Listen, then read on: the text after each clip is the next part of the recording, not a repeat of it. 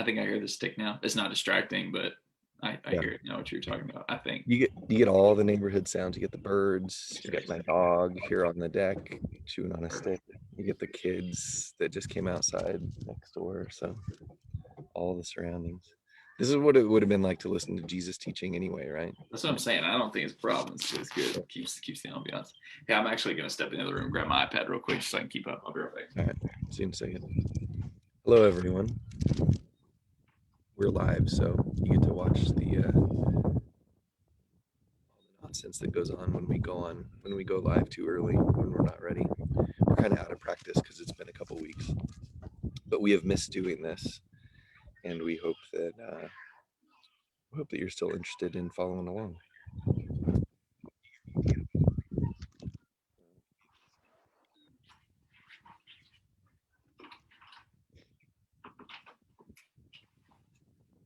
We'll try to remember to do this kind of stuff like before we go live next time. Yeah, sorry about that. It's all right. We got some folks on, so Let's do it. you ready? Yeah. All right, cool. We're going to be in Matthew chapter 25 today, everyone. We had spent some time over the last few sessions watching how Jesus spoke to the leaders and also just the common people when he got to Jerusalem. He had a lot of things he needed to mourn, a lot of things he needed to warn. There were a lot of things on his heart when he got to Jerusalem finally, here toward the end of his ministry. And here in chapter 25, we're kind of right in the middle of that. He's been answering questions because he had said some things about how not one stone would be left on another stone in the buildings that they were looking at in Jerusalem. And his disciples begin to ask, well, when will these things be? What will be the signs of these things? And so for the last chapter, he's really been talking a lot about that. Obviously, we don't live in the time where we're expecting the destruction of Jerusalem, but all the principles and the things that he's teaching about being ready and being prepared and having our hearts set the right way, they're all applicable to the second coming of Jesus in judgment. Or we could even look at it like we have no idea when God's going to make judgments against the nations that we live in and how things might change, but how our priorities being spent on spiritual things are going to pay off, when we're ready for those kind of events. Any thoughts about that before we get into chapter 25? Yeah, I think especially as far as drawing applications from this stuff, it's kind of like when we read in the Old Testament about Israel being punished and taken off into captivity or different stuff like that because their idolatry. It's pretty easy to see, okay, like we don't have Baal worship necessarily, but we have idolatry we need to watch out for. So it's really easy to see the applications. And I think it's the same deal here, even though probably the majority of this, Jesus is addressing at least immediately the judgment upon Jerusalem and the need for people to repent and serve him and stuff. Yeah. It's a constantly relevant concept that's gone all throughout from the Garden of Eden all the way to the end of time. Yeah, very good. All right, so in Matthew 25, I'm going to go ahead and read verses 1 through 30. There's a couple of parables here that Jesus is going to tell in the middle of his teaching. Just to recall that earlier in the book of Matthew, we had a lot more of the parables recorded. But it's been a little while since we really focused on some parables. Mm-hmm. So here are two that are surrounding these kind of events and teachings. So we'll discuss those. Let's go ahead and start reading Matthew 25, verse 1. Then the kingdom of heaven will be comparable to 10 virgins who took their lamps and went out to meet the bridegroom. 5 of them were foolish and 5 were prudent. For when the foolish took their lamps, they took no oil with them, but the prudent took oil in flasks along with their lamps. Now, while the bridegroom was delaying, they all got drowsy and began to sleep. But at midnight there was a shout, "Behold, the bridegroom, come out to meet him." Then all those virgins rose and trimmed their lamps. The foolish said to the prudent, "Give us some of your oil, for our lamps are going out." But the prudent answered, "No, there will not be enough for us and you too. Go instead to the dealers and buy some for yourselves." And while they were going away to make the purchase, the bridegroom came, and those who were ready went in with him to the wedding feast, and the door was shut. Later, the other virgins also came, saying, Lord, Lord, open up for us. But he answered, Truly I say to you, I do not know you. Be on the alert then, for you do not know the day nor the hour. For it is just like a man about to go on a journey, who called his own slaves and entrusted his possessions to them. To one he gave 5 talents, to another 2, and to another 1, each according to his own ability, and he went on his journey. Immediately, the one who had received the 5 talents went and traded with them and gained 5 more talents. In the same manner, the one who had received the 2 talents gained 2 more, and he who received the 1 talent, but he who received the 1 talent went away and dug a hole in the ground and hid his master's money. Now, after a long time, the master of those slaves came and settled accounts with them. The one who had received the 5 talents came up and brought 5 more talents, saying, Master, you entrusted 5 talents to me. See, I have gained 5 more talents. His master said to him, Well done, good and faithful slave. You were faithful with a few things. I will put you in charge of many things. Enter into the joy of your master. Also, the one who had received the 2 talents came up and said, Master, you entrusted 2 talents to me. See, I have gained 2 more talents. His master said to him, Well done, good and faithful slave. You were faithful in a few things. I will put you in charge of many things. Enter into the joy of your master. And the one also who had received the 1 talent came up and said, Master, I knew you to be a hard man, reaping where you did not sow and gathering where you scattered no seed. And I was afraid and went away and hid your talent in the ground. See, you have what is yours. But his master answered and said to him, You wicked, lazy slave, you knew that I reap where I did not sow and gather where I scattered no seed. Then you ought to have put my money in the bank, and on my arrival I would have received my money back with interest. Therefore, take away the talent from him and give it to the one who has the 10 talents. For to everyone who has, more shall be given, and he will have an abundance.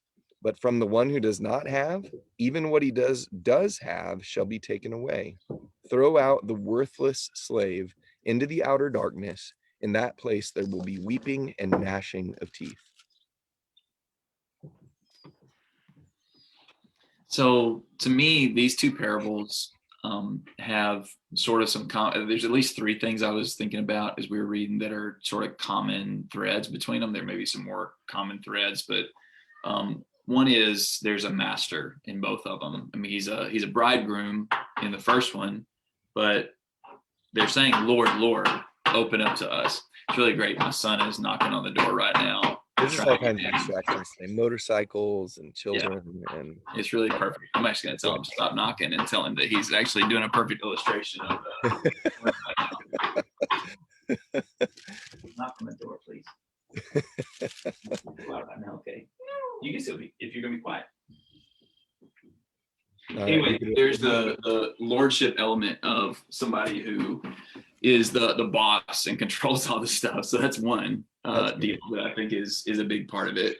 And the second thing is that there is going to be there's a finish line. You know, there's a moment of consequence when this stuff is going to matter. It's not just there's someone you're accountable to. There's a Lord in both these stories, but there's also a finish line. There's a consequence, and there's action that needs to be taken or shouldn't be taken or whatever in both of these stories. And I think that those are all 3 really important ingredients of all of God's judgments throughout history and the stuff that he does or doesn't do.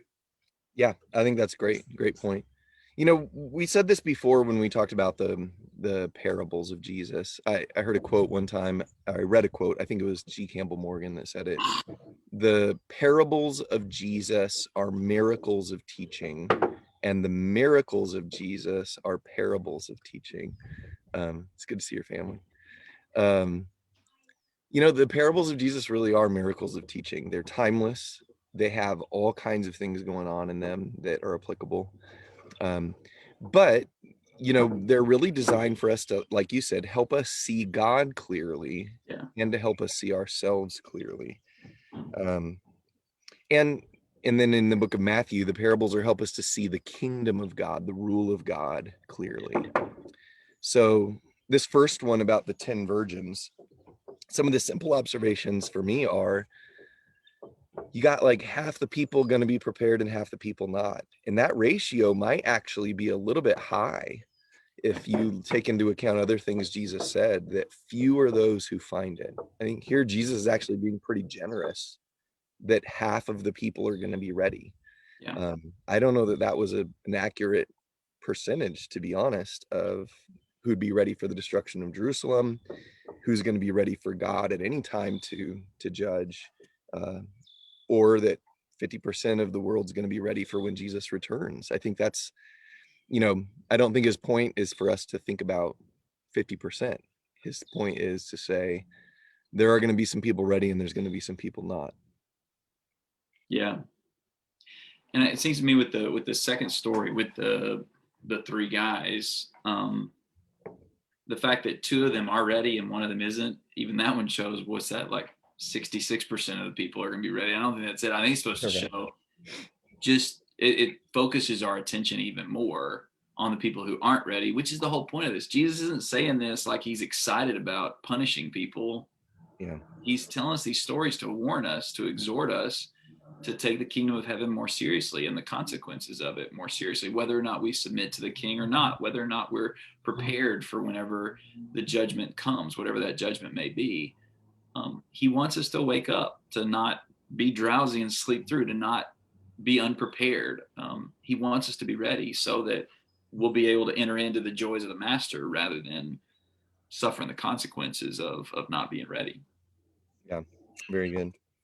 When Jesus says in verse 2 that what he says, he doesn't say here like 5 were ungodly and 5 were godly, or unrighteous and righteous. He says 5 were wise and 5 or 5 were foolish and 5 were prudent. Mm-hmm. Foolish and prudent.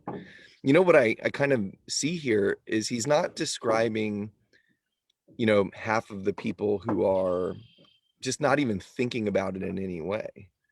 I think what he's actually getting at here is these are people that are expecting the bridegroom. Like these are people who are looking for the bridegroom. He's not describing here the world judgment. He's Yeah. talking about within sort of the family of God. Even some that think they're waiting for the bridegroom and bring some of their gear. Like they actually bring the lamps with them. What they didn't bring was the fuel for the lamps. I'm wondering how much metaphor there is in some of that. If like we were to say like, so what is it that we might have that we think is going to make us prepared, but if we don't have like the fuel to make the thing actually be what it's supposed to, then we're going to miss out. There might be a lot of creative things to do with that. Yeah. Well, in this immediate context, I think we can back up to chapter 23 and see some of that, where you had people who, may have thought they quote unquote had their lamps, but they didn't have the fuel, where Jesus said, you guys are doing some of the maybe outward things, but you're not really embodying the character that I've called you to have. Or, your fathers killed the prophets in the name of the Lord, I guess, in some cases. And that's what they were going to do, is kill Jesus in God's name. But it wasn't really true. So, I mean, I think those are a couple of little examples, and those things project out pretty easily into any period of time.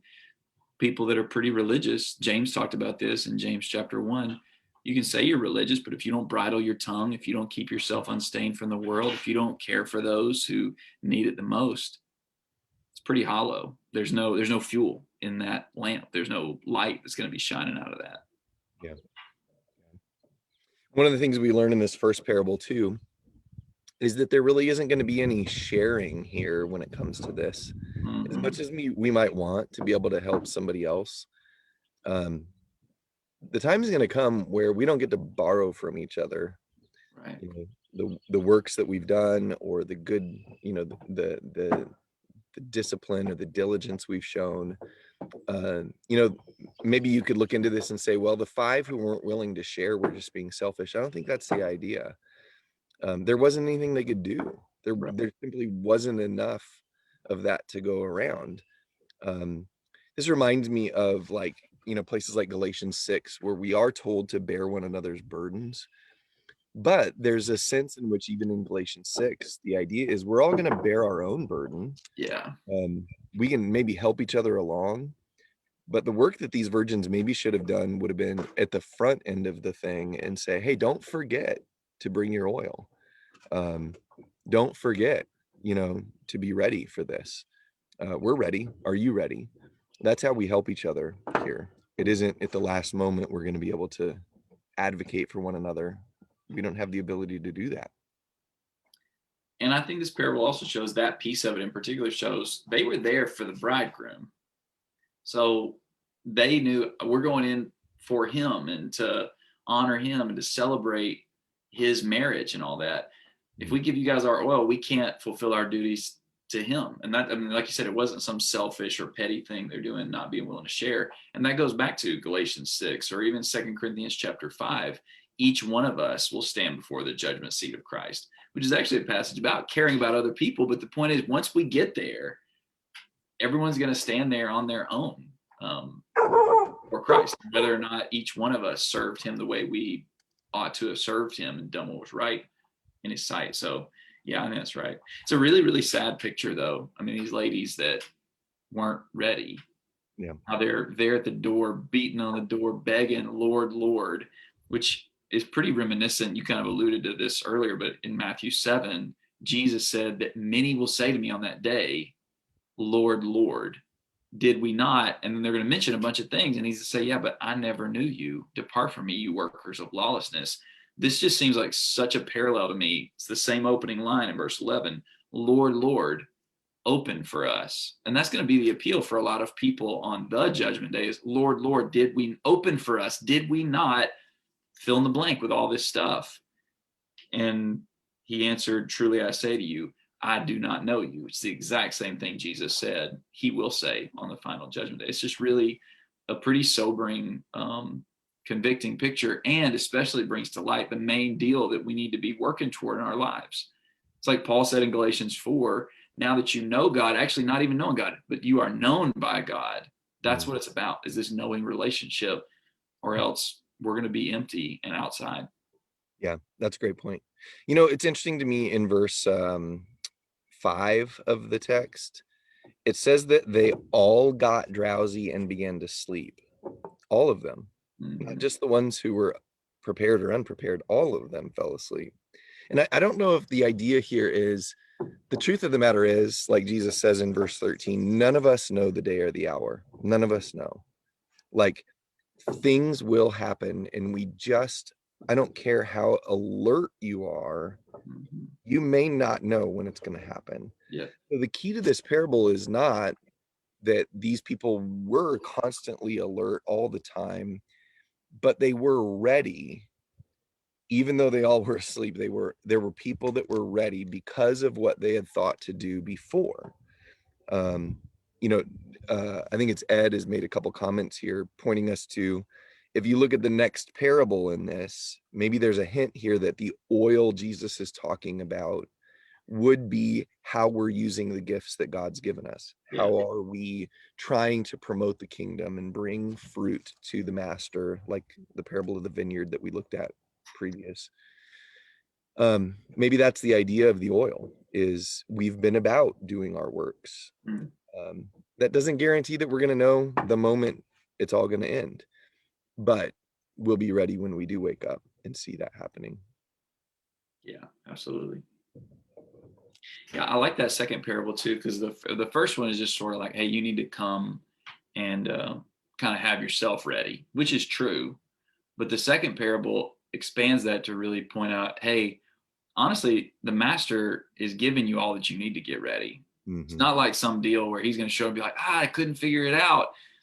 No, and the second parable is pretty clear. The master gave them, said, okay, here you go, 5 talents, 2 talents, 1, and not even just gave them what they need to be ready, but gave them what they could handle. I mean, it says that he gave them each to according to their ability. So it wasn't some sort of extra burden that someone wasn't equipped to deal with or whatever. God gives us exactly what we need to be able to grow and be what we ought to be ready whenever his judgment comes. And that's why he's so, I suppose, so pleased with the first 2 guys and so angered by the third guy, is because if we're not ready whenever we meet the Lord, it's not going to be because it just couldn't work out. It's going to be because we disrespected the grace that he's given us for us to be able to be ready to meet him in a way that would please him. Yeah, very good. I'll tell you, I gotta be honest, there's some things about this parable that are troubling to me. Hmm. There are. Like, number one, in my sense of equity and fairness, why did he give them different amounts of talents? You know, like you said, it was according to ability. But I can't help but read this story and think, like, I feel bad for the one talent guy. You know, he didn't get as much to begin with. I can almost understand why he would be afraid. Yeah. You know, like the 5 talent guy, like if he loses out on an investment, he's still got some capital left. Like the 1 talent guy, if we're looking at this just straight up, Yeah. I get why you go bury that one thing. You don't want to lose it, you know? Um, but for Jesus to say that the master says, "You wicked, lazy slave," and that the excuse given was, "I knew, Yeah. master, that you were going to reap where you didn't sow." If you knew that, then you also knew that it was the seed that he'd put in your hand that he was going to look for a return on. He sent you into the fields that, you know, where he didn't sow, but you were going to sow. But there's something about this story that still is really troubling, you know. How could he be so hard on this guy and call him worthless and not understand his fear? Um, can you help me out with that at all? I was looking forward to you giving us the punchline on it. I mean, I don't know, but I do think the way he talks to, because actually it doesn't say much about the first two guys other than good job. You were faithful. They were faithful. But what does being faithful actually mean? It seems to me there's a couple of things in the way he talks to the 1 talent man that help me think about that. One thing is they were not lazy. So maybe we say they were diligent. He says this guy was lazy. So faithfulness means diligence. Um, the 1 talent man says he was afraid, and that's his reason for why all these things happen. So I think that would imply the first two men were brave, they were courageous, so they were diligent, and they were courageous, and also the point being that you knew all these things about me, and even he said, "I know these things about you," um, and yet he doesn't really submit himself to the master's wishes or will.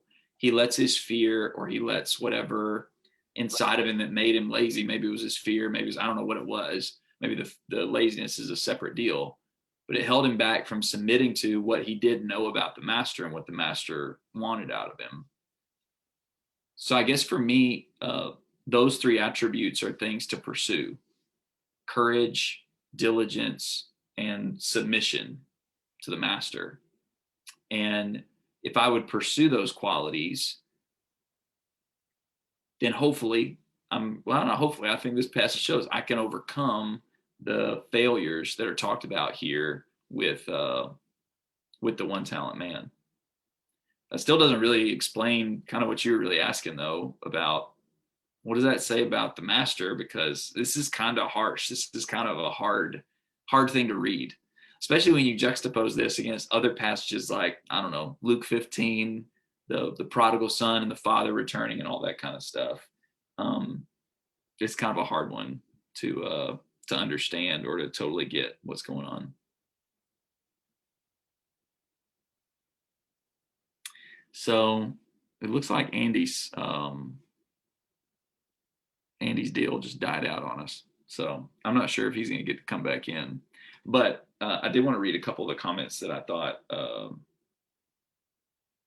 yeah, I liked what Ed said, although it's hard for me because I kind of feel the same boat.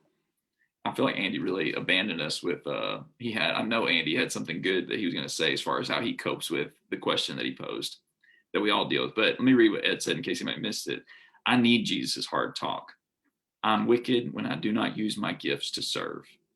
Hence the next judgment scene in Matthew 25. And that's right. It's hard. It's hard to hear hard talk, but it's important to hear that hard talk from the Lord.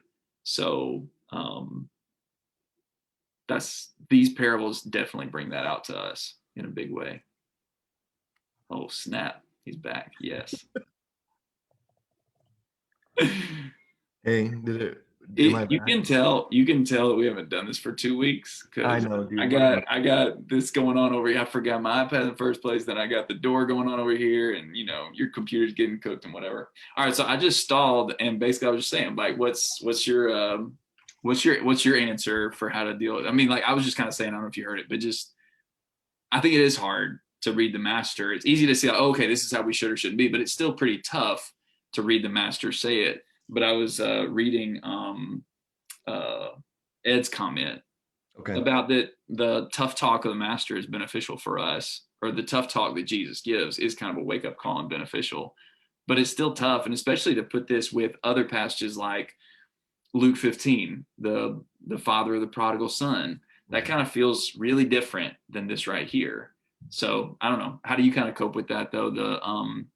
The harshness maybe of this whole thing. Yeah. So this isn't right here in the parable, but it's taking into account a lot of other things that scripture says. I think some of the times we're most afraid, the times we use fear as the excuse the most Mm-hmm. is when we think of ourselves as a one talent person. That's what I would say. It's almost like you look at what God's given in your life and you think, well, I couldn't possibly be like that guy or that guy or that woman because God only gave me one talent. I don't have much to offer. And I think it's really easy when we don't believe in the generosity of God or don't see what he's actually given. It's hard for us to believe that he could ever do anything with us. Sure. And so the reason I think he can say that we're wicked and lazy and says here that, I think he uses the phrase worthless, in verse 30, throw out the worthless slave. Mm-hmm. It's because those things are motivated by not really appreciating the generosity of the master and what he can do with meager efforts. Because let's be honest, Ben, I remember meeting you when you were young and people that knew me when I was young. We didn't think there would ever be any good come from our life. Like, what could I possibly do to share the gospel or be like some of these people that seem like five talent folks? Yeah. But what motivates somebody is like what Paul told Timothy, be strong in the grace that is in Christ. Yeah. If God's given you a gift, just use it. And Yeah. don't be surprised if not only do you see an increase in God working, but that you don't begin to realize you have more talents than you knew. You know, you've got more capital to work with. Yeah. God, and even in the language of this, to him who has more will be given, which seems so unfair, but I don't think he's saying like, you know, I'm going to just give the rich more from the poor. Right. Here he's talking about initiative and ability to sow and reap. You got Paul writing in other places in the New Testament that God's going to increase your ability to sow if you're a generous person who sows. Yeah. God will increase that. God will give you more to do. So I don't just think in terms of like he's saying in the judgment, stuff's going to be taken from some and given to another. I think he's saying in the process of growing in the Lord and doing things for the Lord, you will see more being given to you as you get past your fears and believe in the generosity of the master and all of that. The more courage you have, the more adventures you'll be able to go on for God. The more diligence you have, the more responsibilities God will bring into your life. The more you submit to him, the more commands you'll find to obey. I mean, it's just a constant growth and expansion of all this stuff. And that's so true. And it's also to your point, sometimes we can look at ourselves and be like, well, I'm a one talent person. I've got nothing out there to offer. I got nothing good. But a lot of times that comes when we look at the 5 talent and 2 talent people and we see how big of a shot they are. But actually, what's funny to me is in these first two, he says to the 5 talent and 2 talent, he said, you were faithful with a few things. I bet if you had asked the 1 talent man, hey, how much does the 5 talent guy? He's like, he's got so much, man. He's got like 500 times as much as 5 times as much as me. I mean, it's not even close. But for the master, it's just a few things. So I shouldn't look at somebody who's got a lot more going from my perspective than I do. I should just see, hey, God gave them a few things. God gave me a few things. All we've got to do is what we can do with what we've been given. None of us are really that big of a shot anyways. We're all just people taking whatever grace God's given us and trying to use it for him. And if we'll do our best and be faithful in that way, God's going to make something good come out of it. Most importantly, God's going to have joy in that. I mean, I think that's the point of that line. Enter the joy of your master. I mean, part of it is, hey, look at this joy-filled environment and future and ongoing relationship we're going to have, but also come on in, like, come to the party. This is great. You did what I wanted you to do. And that's an occasion for joy. And that's what Jesus wants for us. And that's the reason for these parables, is to call us into that joy if we'll take it. Yeah, very good. And like knowing that God is going to reap where he didn't sow, where he put us into the world to be his workers. Why would any farmer, anyone who owned land, be like that? And what it comes down to is because he wants to have a kingdom filled with joy. Yeah. The more you reap, the better it is. Like, we need to see the character of God in this. Yeah. Why does God want us working in the vineyard? Why does God want us doing these things? Because he's trying to create a world full of growth and joy and a kingdom of righteousness to share in. That's nothing to be afraid of. Why would we be afraid of working with God in his kingdom that way? Because there's only joy ahead if we do it. That's right. Yeah. I'm really for all the nonsense today. Like, I was going to say, maybe we need to retire. It's been 2 weeks off. Maybe like either we need to, like, we're going to have to pick it up on Wednesday, or we both need to retire from Zoom broadcast Bible studies. But yeah, I think we got to keep going. Yeah. Well, there's a little bit of entertainment in this as well, so that's right. Can enjoy. Thanks everybody, and thanks for all the good comments today. It was really cool. I'm reading a couple of them as we were trying to go. We couldn't keep up with them, but thanks for everything today, y'all. And Lord willing, I think are we on Wednesday? I'm good Wednesday. Yeah. All right. Hopefully we'll be on Wednesday, and we'll see what happens then. Yeah. All right, man.